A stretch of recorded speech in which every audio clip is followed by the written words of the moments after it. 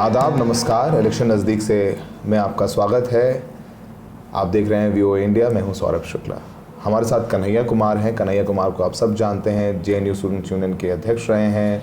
वह पथ क्या, पथिक कुशलता क्या, जिस पथ में बिखरे सूर न हो, नाविक की धैर्य परीक्षा क्या, जब धाराएं प्रतिकूल न हो। एक एक्टिविस्ट के तौर पर इनको आपने देखा है तमाम मुद्दों पर बोलते हुए। लेकिन अगर बेरोजगारी दर बढ़ रहा है तो चिंता की बात है, महंगाई बढ़ रही है तो चिंता की बात है, नौजवानों की आत्महत्या दर बढ़ रही है तो चिंता की बात है। फिर ये चुनाव भी लड़े पिछले लोकसभा में सीपीआई से, और इस बार कांग्रेस में वो शामिल हो चुके थे, एनएसयूआई के इंचार्ज हैं। और कांग्रेस ने इस बार दिल्ली, देश की राजधानी की नॉर्थ ईस्ट कॉन्स्टिट्यूंसी से उन्हें अपना कैंडिडेट बनाया है। कन्हैया, कैसा फील कर रहे हैं आप दिल्ली में? वैसे आप दिल्ली में लोग, मैं सुन रहा था कि कुछ इंटरव्यूज़ में आपसे पूछा जा रहा है कि आप बाहर से हैं वगैरह वगैरह, लेकिन जेएनयू तो दिल्ली में ही है, तो दिल्ली से तो आपको पुराना रिश्ता। मुझे लग रहा है कि आपके घर के बाद कोई दूसरा सेकंड होम रहा है तो दिल्ली रहा है आपका। सबसे पहले तो आपका बहुत बहुत शुक्रिया, धन्यवाद। और आपके सारे दर्शक जो मुझे देख सुन पा रहे हैं उनका बहुत बहुत स्वागत। और आपने सवाल पूछा कि दिल्ली में आपको बाहरी कहा जा रहा है। देखिए, एक बात मैं सबको कह रहा हूँ, किसी भी बिहारी को ये शब्द सुनने की आदत है, क्योंकि बिहार की स्थिति ये है कि किसी भी चीज़ के लिए, पढ़ाई के लिए, इलाज के लिए, जीवन में कोई भी बेहतर चीज़ प्राप्त करना हो, उसके लिए बिहार से जाना पड़ता है, ये हकीकत है। तो वो जब ट्रेन पकड़ेगा पटना में, मुजफ्फरपुर में, बेगूसराय में, तो ट्रेन तो कहीं जाएगी बिहार से बाहर। वो जहाँ पहुँचता है तो उसको सबसे पहले अपने ही देश में, बिहार इसी देश में है, इस देश का एक राज्य है, अपने ही देश में एक बिहारी को बार बार बाहरी कहा जाता है। तो ये सुनने की आदत है। आपने बिल्कुल ठीक जानकारी दी है। दिल्ली में मैं 2009 से हूँ और नेहरू बिहार में रहता था। यूपीएससी की तैयारी के लिए आया था मैं भी, बेहतर शिक्षा की उम्मीद में। और मनोज तिवारी जी ने भी कहा, जो वहाँ पे भाजपा के प्रत्याशी हैं, कि वो आए हैं 30-40 दिन के। सच्चाई बात ये है कि मैं उनसे पहले से नॉर्थ ईस्ट दिल्ली में हूँ। जब वो गोरखपुर, आजमगढ़ में चुनाव लड़ रहे थे, गोरखपुर 2004 हाँ, तो वहाँ चुनाव लड़ रहे थे। 2009 में भी वो बाहर ही थे, तब से मैं वहाँ हूँ। वो तो 2014 में जीते हैं ना, 14 में जीते और पहले हमारे सामने आए। हाँ, तो वो तो हमारे सामने दिल्ली आए हैं, हम उनसे पहले से दिल्ली में हैं। दिल्ली में हमने एमफिल में मेरा एडमिशन हुआ जेएनयू में, हमने एमफिल की, पीएचडी किया, वहाँ से डॉक्टरेट की डिग्री ली। और ठीक कहा आपने, देश की सबसे बेहतरीन यूनिवर्सिटी, जिसको बार बार सरकार के समर्थक गाली भी देते हैं और सरकार उसको बेस्ट यूनिवर्सिटी का अवार्ड भी देती है, और अभी वर्ल्ड रैंकिंग में भारत की यूनिवर्सिटी में टॉप पे आई है जेएनयू। तो देखिए, हमारा जो पूरा का पूरा हमारी जो यात्रा है, उस यात्रा में इस तरह के आरोप और आक्षेप सुनने की आदत हो गई है बाहरी का। अभी इलेक्शन कैंपेन चल रहा है। फर्स्ट फेज इलेक्शंस में लगभग 4% जो पोलिंग परसेंटेज कम है, अगर हम बात करें पिछले इलेक्शन की, 2019 की। उसके बाद पीएम का स्टेटमेंट आया, आपने देखा ही, आपको पता ही है कि कांग्रेस कैसे आपकी संपत्ति, आपके मंगलसूत्र को बेच करके मुसलमानों में बांट देगी, या उन्होंने सीधे कहा कि जिनके बच्चे ज़्यादा होते हैं उनमें बांट देगी। अब जैसे जैसे इलेक्शन बढ़ता जा रहा है, ये सब सारी बातें होने लगी। मुझे याद है 2017 का इलेक्शन, वहाँ पर प्रधानमंत्री मोदी ने फतेहपुर में, यूपी में कहा था कि उन्होंने कब्रिस्तान की बात की थी, कब्रिस्तान की दीवार की बात की थी। फिर इस बार उन्होंने सहारनपुर में कांग्रेस के मैनिफेस्टो को मुस्लिम लीग का मैनिफेस्टो कहा है। तो प्रधानमंत्री ऐसा कह रहे हैं तो उनके बाकी नीचे मुख्यमंत्री तमाम सब कुछ शुरू हो गया है। तो एक पोलराइज्ड कैंपेन से आप कैसे लड़ाई करेंगे कन्हैया? नहीं, हम लोगों को प्रधानमंत्री जी क्या कह रहे हैं ना, वो हमारी प्राथमिकता नहीं है। हमारी प्राथमिकता ये है कि इस देश के लोग क्या कह रहे हैं, इस देश के लोग क्या महसूस कर रहे हैं, इस देश के लोगों को क्या झेलना पड़ रहा है। जब अग्निपथ योजना लाई गई तो किस तरीके से देश के नौजवानों की आवाज़ कोई सुनने के लिए तैयार नहीं था। उससे पहले जब कोविड हुआ, अगर हम दिल्ली में बैठे हैं, मतलब अमीर से अमीर, गरीब से गरीब, कोई ऐसा इंसान नहीं है जिसके जान पहचान में लोगों की मौत नहीं हुई, जिसके घर में, परिवार में मौत नहीं हुई। और हमने देखा दर दर भटकते हुए लोगों को अनाज के लिए, बुनियादी ज़रूरतों के लिए, ऑक्सीजन के लिए, अस्पताल के लिए, बेड के लिए, शमशान के लिए। हमने देखा इसी दिल्ली की जो है सीमा पर किसान जो है खेत में ट्रैक्टर से जाते हैं, अनाज उगाते हैं, कैसे उनके लिए जो है कीलें उगाई गई सड़कों पर, हमने इसी दिल्ली में देखा कि कैसे जो है जब गृह मंत्रालय आपके पास में है, पुलिस आपके पास में है, सारा इंटेलिजेंस आपके पास में है, तो दिल्ली की राजधानी में किस तरीके से जो है हिंसा की गई। तो ये जो सारी लोगों की समस्याएं हैं, चाहे नौजवानों के रोज़गार का सवाल हो, चाहे आम लोगों के जो महंगाई से जूझ रहे हैं उसका सवाल हो, चाहे समाज में लगातार जो बंटवारा करने की कोशिश की जा रही है उसका सवाल हो, हम लोगों की आवाज़ सुन रहे हैं। प्रधानमंत्री जी से भी हम यही उम्मीद करते हैं कि देखिए, अब आप ना सरकार में रहते हुए, प्रधानमंत्री रहते हुए, लीडर ऑफ अपोजिशन का रोल निभाना बंद कीजिए। आप 2 बार के प्रधानमंत्री हैं, आप कई बार के मुख्यमंत्री हैं, इस देश ने आपको इतना प्यार दिया, इस देश ने आपको इतनी सीटें दी, आप ऐसा क्या करना चाहते हैं जो आप 300 सीट ला करके नहीं कर पाए हैं और 400 सीट ला करके करेंगे।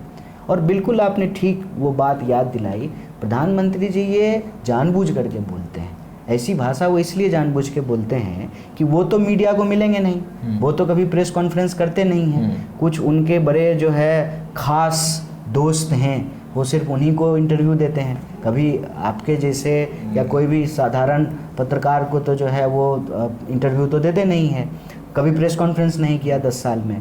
तो वो ऐसी बात इसलिए बोलते हैं कि एक बार हम ये बात बोल देंगे फिर मीडिया भी दिन भर यही सवाल पूछती रहेगी। वो एक बार बोले हैं और आज अगर मैं 10 लोगों से बात किया हूँ तो मुझे 10 बार लोगों ने पूछा है। तो प्रधानमंत्री जो बोल रहे हैं उसका जवाब प्रधानमंत्री दें, प्रधानमंत्री जो कह रहे हैं वो प्रधानमंत्री जाने। हम उनसे यही सवाल पूछ रहे हैं जो हम जनता से सुन रहे हैं और महसूस कर रहे हैं, और जनता से हम यही सुन रहे हैं साहब कि 1 घंटे में, आप घड़ी देखिए अभी 1 घंटे जब बीतेंगे तो इस देश में, देश के किसी न किसी कोने में 2 नौजवान आत्महत्या कर चुके होंगे, 2 किसान आत्महत्या कर चुके होंगे, कहीं ना कहीं हर मिनट जो है किसी न किसी महिला के खिलाफ कोई अपराध हो रहा होगा। ये जो सच्चाई है इसकी बात कीजिए। दिल्ली में आप घूम करके देख लीजिए, जो गरीब इलाके हैं, आज उनके मन में सबसे ज़्यादा किस बात का डर है कि सरकार किसी भी दिन नोटिस भेज करके हमारा घर तोड़ देगी, किसी भी दिन नोटिस भेज करके हमारा घर तोड़ देगी। और जो बेसिक चीज़ें हैं, चाहे ट्रैफिक की बात हो, चाहे बिजली की बात हो, पानी की बात हो, स्कूल की बात हो, अस्पताल की बात हो, इस पर सरकार बात करे। और अगर सरकार इस पर बात नहीं कर रही है तो वो जो भी बोल रही है उसका एक ही मैसेज है कि वो इस देश के लोगों को उनकी जो हकीकत और सच्चाई है उससे ध्यान भटका करके उनको एक ऐसी चीज़ में उलझाना चाहते हैं जिससे ना उनका भला होना है, ना समाज का भला होना है। और इस नफ़रत में, इस नफ़रत की आग में जब लोग जलते रहेंगे तो देश की संपत्ति को अपने दोस्तों की तिजोरियों में पहुंचा देंगे। पीएम अपने कैंपेन में जो फ्रंट पेज पे एडवर्टीजमेंट्स आ रहे हैं न्यूज़पेपर्स में, वो कह रहे हैं कि विदेशों में भारत का नाम बढ़ा है, विदेश में भारत मजबूत हुआ है और डंका बज रहा है विदेश में भारत का। जब प्रधानमंत्री मोदी किसी विदेश की यात्रा से, मीटिंग से वापस आते हैं तो उनका एयरपोर्ट पे स्वागत होता है। तो ये एक नैरेटिव है जो बीजेपी पेश कर रही है देश के सामने कि 10 साल में भारत पहले कमज़ोर था, हमारे प्रधानमंत्री कमज़ोर थे, डॉक्टर मनमोहन सिंह विश्व के पटल पे बोलते नहीं थे, मनमोहन सिंह कहते हैं, और प्रधानमंत्री ने कैसे जो है विदेश में भारत का नाम सम्मान बढ़ा दिया है, बीजेपी कह रही है। अव्वल तो मौन रहना, देखिए मन की बात से मौन की बात पे प्रधानमंत्री खुद चले गए हैं। कैसे? विदेश छोड़ दीजिए, हम देश की बात कर रहे हैं, ठीक है।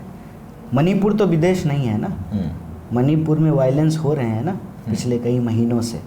प्रधानमंत्री जी ने बोला है, प्रधानमंत्री जी वहाँ गए हैं, प्रधानमंत्री जी वहाँ जा कर के उन्होंने कुछ किया है? नहीं। विदेश में अगर प्रधानमंत्री जी का मान सम्मान बढ़ा है और देश का मान सम्मान बढ़ा है, ये तो आपको वो लोग बताएंगे जो विदेश में रह रहे हैं। इसके बारे में मैं क्या बताऊं, मेरे पास तो पासपोर्ट भी नहीं है। लेकिन देश में मैं ये ज़रूर बता सकता हूँ कि देश में जिस उम्मीद से लोगों ने प्रधानमंत्री जी को वोट दिया था कि भ्रष्टाचारियों पर रोक लगेगी, सबके खाते में 15 लाख रुपया आएगा।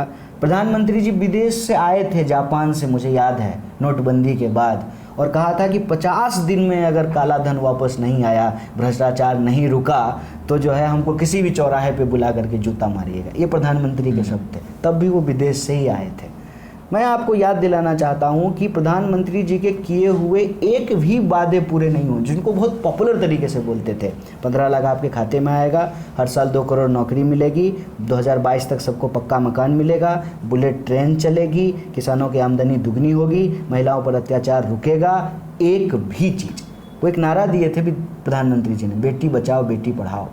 विदेश में जो एक्चुअल मान सम्मान देश का बढ़ाते हैं वो देश के खिलाड़ी और ओलंपिक विजेता महिला पहलवानों के साथ दिल्ली देश की राजधानी में उनके बाल पकड़ करके घसीटे गए, और जिस व्यक्ति के ऊपर आरोप लगा वो अभी भी भाजपा में हैं, अभी भी जो है उनको चुनाव लड़ाने की बात हो रही है। तो क्या हुआ बेटी बचाओ बेटी पढ़ाओ?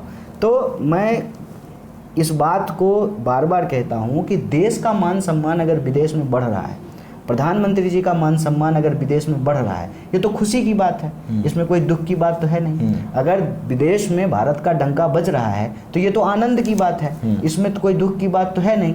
मन में बस ये शंका पैदा होता है कि प्रधानमंत्री जी यूक्रेन का प्रॉब्लम रिजॉल्व कर सकते हैं तो मणिपुर का प्रॉब्लम क्यों नहीं रिजॉल्व कर रहे हैं?